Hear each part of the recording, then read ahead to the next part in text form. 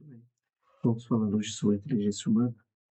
Vamos abordar a segunda perspectiva da filosofia clássica, os princípios escolásticos, sua estrutura e capacidade que a inteligência tem. Essa é uma prerrogativa que nos ajuda a fazer a distinção entre o homem e o animal. E como pano de fundo aqui é interessante nós fazermos uma abordagem um pouco moderna, assim como tem anacronismo, a respeito da inteligência artificial. Mas em que sentido elas são distintas e podemos abordar a respeito das suas estruturas. Então, para nos ajudar na aula de hoje, eu preparei o material, eu quero compartilhar. Então, no princípio escolástico, há uma premissa que diz: as potências se especificam por seus atos. Isso significa que descobrimos faculdade ou inteligência ao identificar as ações. Essas ações não podem ser explicadas pelos sentidos. Então, essa essência da inteligência, né? O humano, o ser humano e o poder da intuição. E de forma análoga, como uma lâmpada que se acende, né? Aquilo que é iluminado em uma característica espiritual, que é a estrutura, capacidade ou potência do homem para tal. Então, nós podemos observar, né, essa relação com a IA. Os computadores podem calcular muito mais rápido porque eles não nos compreendem de verdade. Esta aqui é uma pergunta, né, que toca na raiz desta questão, né, porque a respeito da inteligência humana, nós não podemos fazer um reducionismo a respeito dos processos, né, e sistemas lógicos no qual se baseia a inteligência artificial. O ser humano e a sua inteligência ele transcende esses processos. Isso nós vamos chamar de atos intuitivos, né, ou ações, ou a capacidade que o ser humano tem de realizar processos, desenvolver o sistema lógico, mas de reconhecer a realidade como algo imediato, né? Essa é uma intuição. Então, esse é um tema bem em voga, né, nos dias atuais. E vamos ver então um pouquinho sobre isso. Nós primeiros temos aqui a intervenção da inteligência, né? Então, como nós abordamos em outras aulas, a gente pode perceber no animal e no ser humano um sentido interno, né?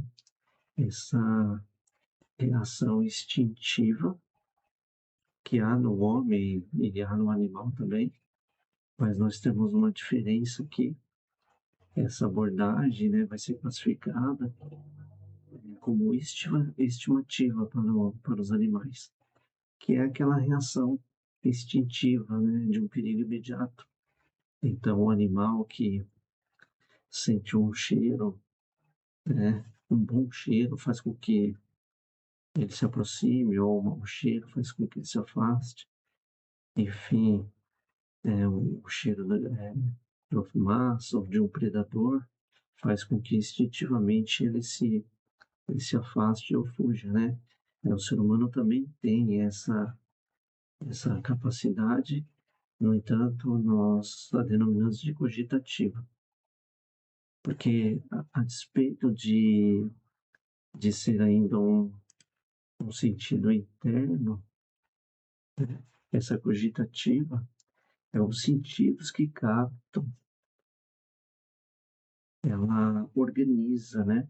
Essa cogitativa é aquilo que causa repulsa, aquilo que apetece ou não apetece, né? Aquilo que a inteligência pode abstrair, mas a cogitativa ainda é um sentido eterno.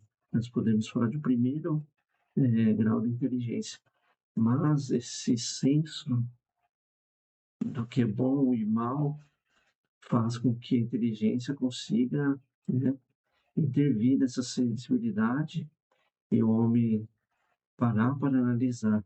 Então, a despeito de um cheiro, um odor, né, que ele sente, ele pode, antes de se aproximar, se afastar, fazer uma análise, né, e tentar entender de onde procede, o que significa aquele som, aquele cheiro, né, aquele, enfim, os contatos com o sentido. Então, a, a cogitativa é esse primeiro processo ali da inteligência, vai superando, então, e transcendendo a estimativa, essa estimativa animal. Então, nós temos pelo menos 3 operações da inteligência humana. E a primeira nós podemos chamar de a simples apreensão, a segunda de juízo e a terceira de raciocínio. Essa é uma perspectiva, né, da filosofia clássica. Então, a antropologia clássica ela identifica essas 3 operações fundamentais como prova irrefutável da inteligência, né? Aquilo que não é observável pelos sentidos, no entanto, nós percebemos as ações da inteligência, né? Quer dizer, essa capacidade, essas ações dessa potência humana nós podemos chamar de inteligência. Então, vamos ver do que se trata cada ponto, né, deste processo.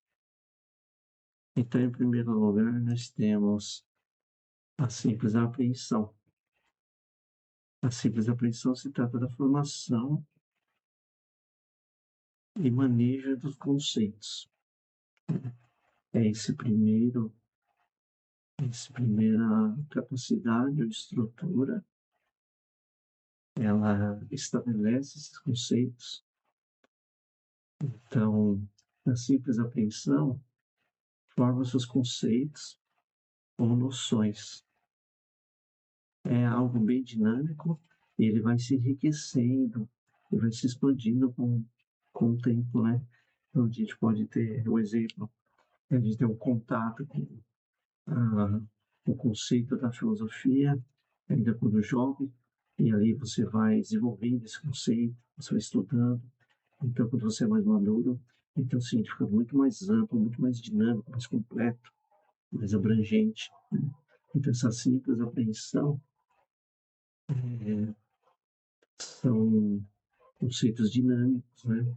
Que vão se enriquecendo, expandindo ao longo da vida.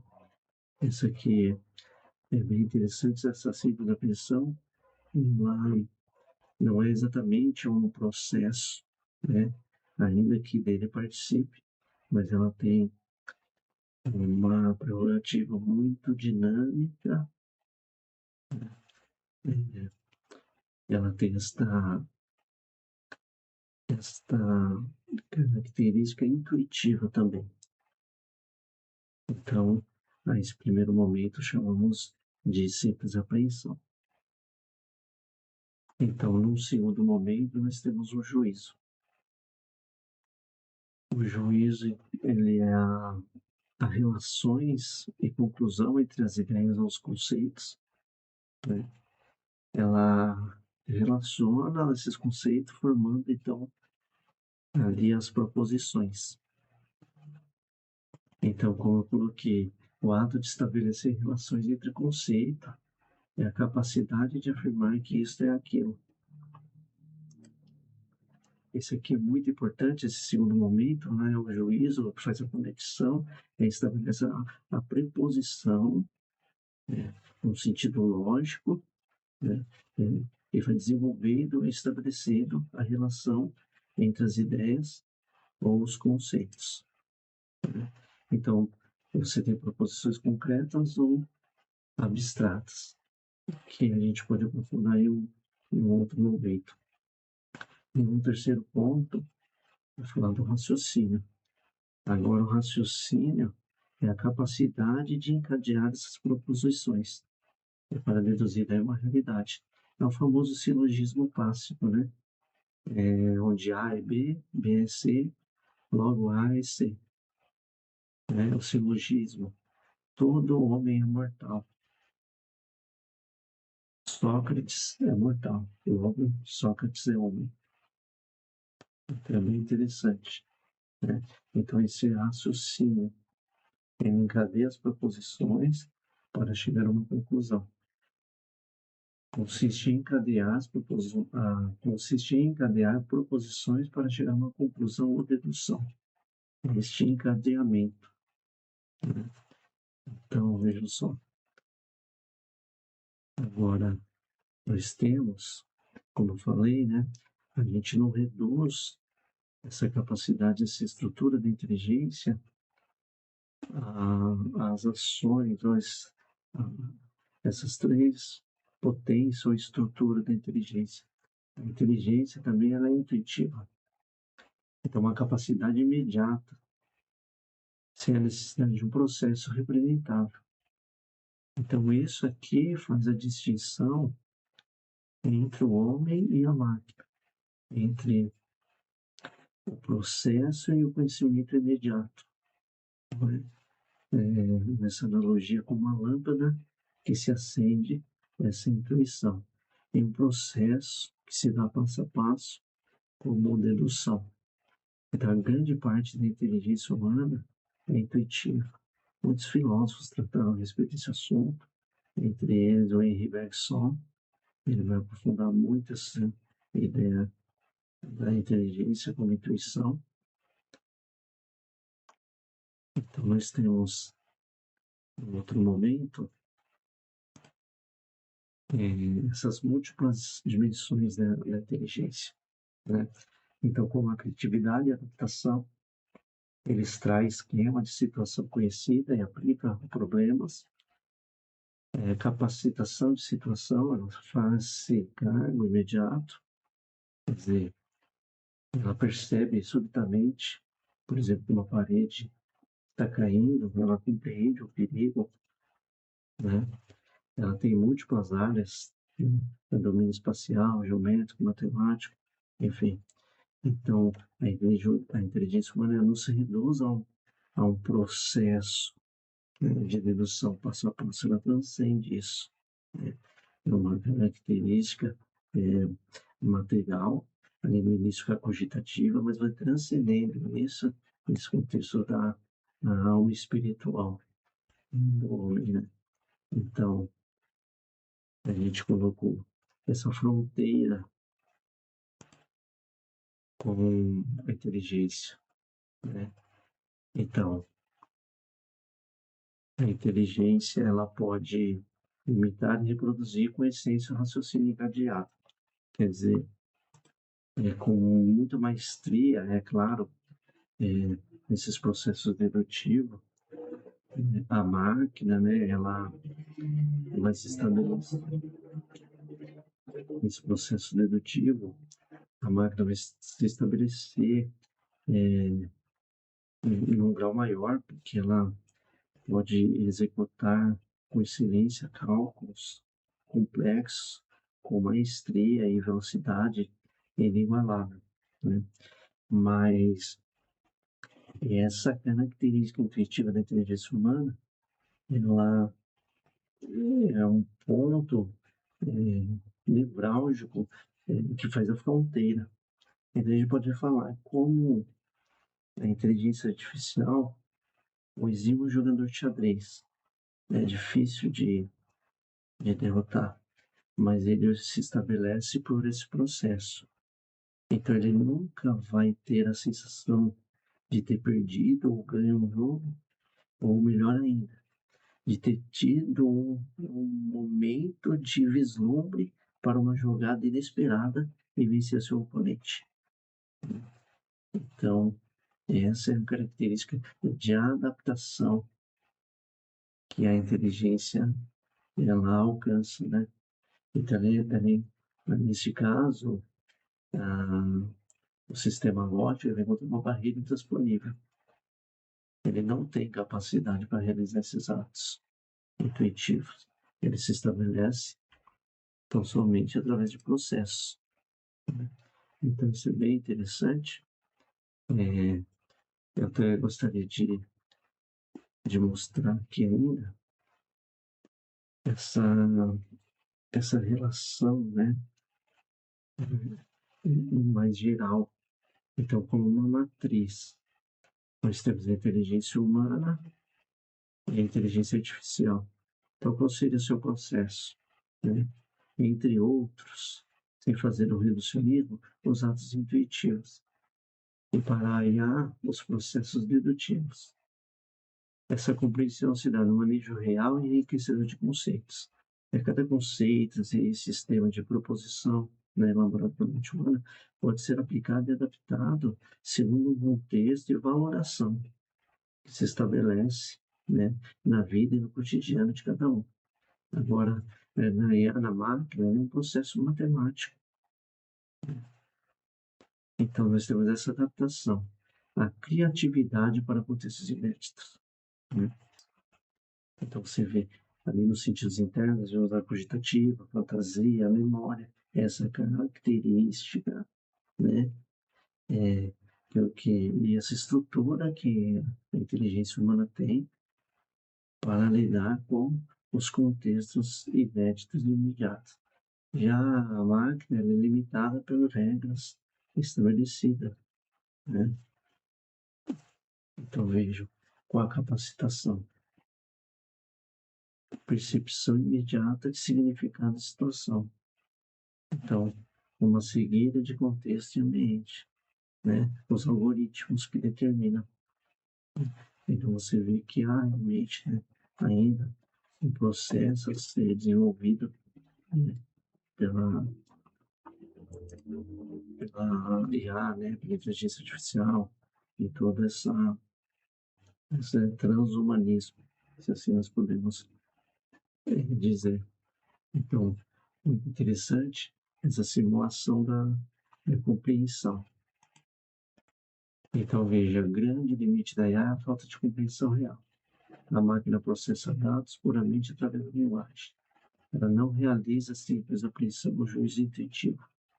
Ela simula a compreensão sem nunca conhecer ou experimentar o sentido profundo de nenhuma ação.